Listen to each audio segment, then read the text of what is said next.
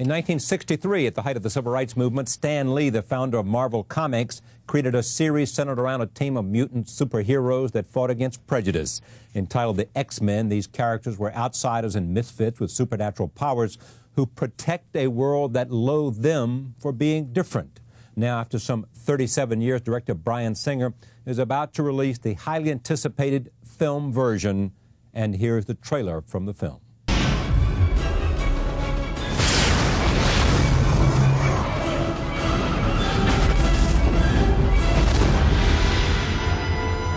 You think. X-Men opens this Friday. I'm pleased to welcome back to this table the director, Bryan Singer. Welcome back. You, as young as you are, a $75 million film, had never read, did not even know what the X-Men were, correct? That's true. Yeah. What did these boys at Fox make the right choice? I hope so. No. Or ladies, if it might have been. Tell me about it. I mean, what's it like to make this film? A, because of the comics. B, because you got tons of fans and at least three or four websites. You got everybody saying, all right, show me. Well, it was a process. I was looking for something to do, and a partner of mine, Tom DeSanto, producing partner, had been a fan since he was a little boy of X-Men and kept wanting me to meet with the people at Marvel and explore what it was. Fox had brought me the project when it was in a script, an earlier version of a script that I never even to this day haven't even read.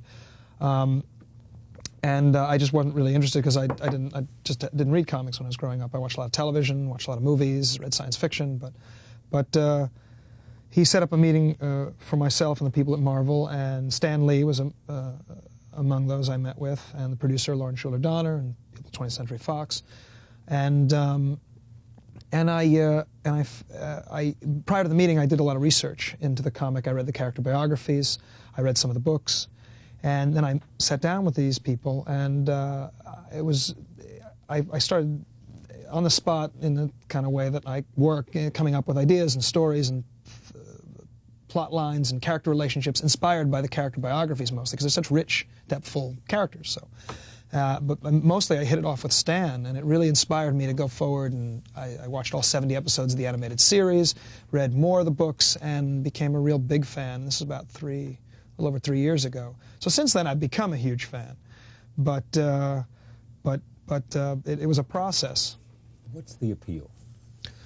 Well, I think beneath the costumes and the spectacle and the fighting and the fun, there's an underlying philosophy about prejudice, about feeling outcast, fear of the unknown, trying to find your place in the world. Very universal concepts that people have been attracted to, mostly young people. You know, when you're an adolescent, you always feel different. Where the hell are we?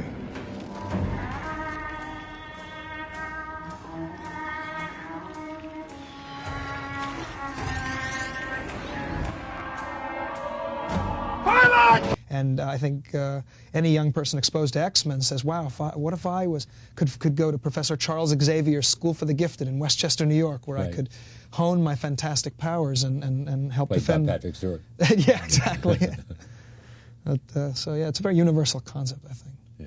It is, I mean, amazing, I assume, that it is because it is this identification of people feeling alone and feeling different and feeling like... Like a mutant. Like a mutant, yeah. I mean, that's universal identification with... Yeah, with different. It doesn't matter, and anyone. Even as you get older, you feel, you know, am I in this alone? Am I the only person that feels this way? Exactly. Did you have any of that as a kid? Oh, plenty of that. Yeah. I had the misfortune of being both a nerd and a bad student, so I didn't really have a tremendous amount going for me, and I don't think I was all that attractive. So it was or athletic or anything. So I kind of lost myself in that world of science fiction. Of your imagination. And imagination, yeah. So, and movies was a natural place for you to gravitate to? Very natural. I'd been doing photography and movies since I was like 13, in the 8mm format. Yeah. So you get this commitment of $75 million to go make a movie, right? And you've got the creator of the X-Men on your side. He's supportive and believes in it and enthusiastic about it, so everybody's on board. How difficult is it to make a movie like this? Well, it's difficult for tons of special tons effects. of reasons. One of which is special effects, but that came fairly easily to me. There are tools like cinematography, lighting, sound, and you know, and if you have an imagination, you can sort of visualize these things. The issue was a little tough, mostly because the budget of the film, comparatively to most big event kind of films, was fairly conservative, right. And the time, the schedule when we were to be released, and these things were real challenges for us, and also worrying about the fans to some degree and the non-fans and how they would respond or take an interest in the movie. But again, you know, my approach to that was always, how would I want a director to treat my favorite universe, something I've loved for decades, and I would simply want he or she to take it seriously as you take any serious science fiction film, with all the action and the fun. It should be taken seriously. It should be looked at as a film. So I did. I looked at it as I'd look at any other film I'd make, and that's how I hope to deliver. All right, let's just take a small slice here. Let's take this one clip, and then we'll talk more about it. This is where Xavier introduces Logan to the X-Men. Roll tape. You're in my school for the gifted, for mutants. You'll be safe here from Magneto. What's a Magneto? A very powerful mutant who believes that a war is brewing between mutants and the rest of humanity. So what are we seeing there? You're seeing the main character, Wolverine, be introduced to the world of the X-Men, or a small part of that world. Patrick Stewart's an obvious casting, isn't it, for that kind of role? I thought so. That's an easy call. Mm-hmm. Yeah. Was this a hard or easy film to cast? A difficult film to cast because I had experience casting an ensemble picture with the usual suspects, but in this case, you're not only bound to a lot of actors and their schedules over a long period of shooting time, but also certain physical properties. You really, you know, the comic book kind of demands that you can't cast a 50-year-old African American to play Jean Grey or Cyclops or something like that. You have to be reasonably faithful to the X-Men universe, so that imposes even more restrictions. So yeah, it's a challenge to cast a movie like this. I want to take a look at another clip because then we can talk more about this. This is where Storm and Cyclops fight Sabretooth and Toad at the train station, just to give you one more slice at this movie because it's so anticipated because of the popularity of the X-Men. Here it is.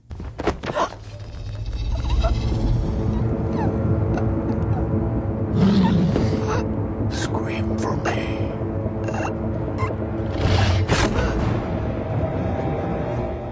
Yes, sir.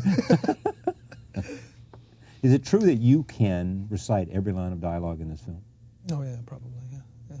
And most of the films I've made. You just memorize the scripts? Well, I'm very involved in the developing of the scripts, and and I've written part of the script. So yeah, part of knowing what I'm looking for in terms of performance is hearing it in my head, and part of hearing it in my head is reciting it to myself and pretending I'm the actors. Where do you get the ability to work with actors? I mean, well, what I try to do is first create an environment where they can feel and trust that nobody knows the movie and cares more about the movie than me. So then trust exists, and once trust exists, then the best that they have to offer can emerge. I guess that's the base idea. Patrick Stewart, Ian McKellen, Hugh Jackman, Halle Berry, Anna Paquin, James Marsden. Ian McKellen said the following. He said that he drew a parallel to the misfit mutants in the film to what he feels like to be gay in real life. Well, yeah, perhaps even more so than some minorities or discriminated groups. With gay kids, you've got young kids who discover their sexuality or something, and not even their own parents identify or understand it. So yeah, perhaps that makes some sense as well. But I think it really applies to anybody who feels at any time different or strange, any group. That's why there's a huge, X-Men's always had a huge African American following, and also just for that reason, because an identification of what it means to be treated differently. Absolutely, and also it's one of the few comic universes that's crossed not just the generations, because it's from 1963 and has become the most popular comic book in the world, but also because also it's crossed the genders, which is unique, because there's such strong women characters in the comic, and there's so many characters too. Unfortunately, we can only address a certain amount in the picture, but it's just a first movie. But in the end, was the experience of making this any different from any other film you've ever made, Apt Pupil or Usual Suspects? I mean, in a sense, is it what you do remains the same regardless of the budget, regardless of special effects, regardless of whether it's a small focus film or a larger film driven from a popular other source? Yeah, absolutely the same. I mean, it's longer shoot, longer days. It becomes an endurance test sometimes, but ultimately it's very similar. Whether it's an original idea or a novella, like Suspects, or a novella like Apt Pupil, the comic book. It's still a film that's got to stand on its own, and you still approach performances. No matter how outrageous the costumes get or the powers, you still have to sit there and explain to Ian McKellen while he's hanging from cables and there's a helmet and cape. Okay, I need it real. I need conversational. I need you to be real. And he just looks at you and says, right, okay, we'll do it again. But are you telling him that it wasn't real and it wasn't conversational and I need more of this? Sometimes more of this, more of that. Yeah, there's always that kind of discourse. Sometimes you're in a position and you're having trouble visualizing the moment or what's going to happen before or after. If you're an actor and you think you have the idea firm, but you're not getting it, and that's where I come in, because I know what came before and what will come after, and I can sort of give that kind of advice, But these are fine actors. I mean, these guys, I have as much to learn from them as, if not a lot more than they do from a little guy like me. And do you learn from them? Yeah. Oh yeah, I learn from everybody. Yeah, sure. Every day shooting, you learn something. A week of shooting is like 5 years of film school. It's crazy. Do you view this as some kind of turning point for you, in a sense that some muscles you had to challenge, you had to use, some experiences that were important wherever you wanted to go as a filmmaker? Yeah, absolutely. Honestly, I've always loved science fiction fantasy as a genre, both in literature and in film and television, so I've desperately wanted to get into it, and this is a way into it. What's next? I don't know. I just finished this movie literally a week and a half ago. I've never even seen it with an audience. So I need to rest for at least a few weeks before I figure that out. What did you think when this was supposed to be a Christmas release, and they said, no, we've changed our mind? Well, when they it's a summer movie. Yeah. Well, when they called me and said, you've got the summer, I said, oh, great, summer 2001. Well, that'll be an extra 6 months. Think of all the things I'll be able to accomplish with an extra 6 months.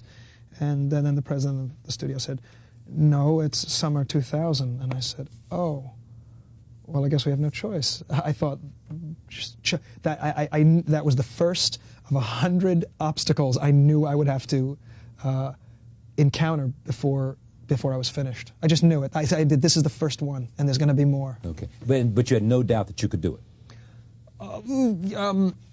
Barring no catastrophe. Yeah, barring catastrophe. And there was one point when we lost a lead actor and had to recast, and I thought, oh, well, this is great. We've got to shut down. We got to reconnoiter, and then but I found a guy I loved and started right back up again. No, it was an interesting game of chicken with the release date. And who was the actor you lost? An actor named Dougray Scott, a really wonderful actor who had a scheduling conflict, so I cast Hugh Jackman as Wolverine, who was relatively unknown, which was kind of nice. X-Men opens in theaters nationwide this Friday, July 14th. Bryan Singer, thank you. Great Thank to see you. you again. Good to see you again. Thank you for joining us. See you next time.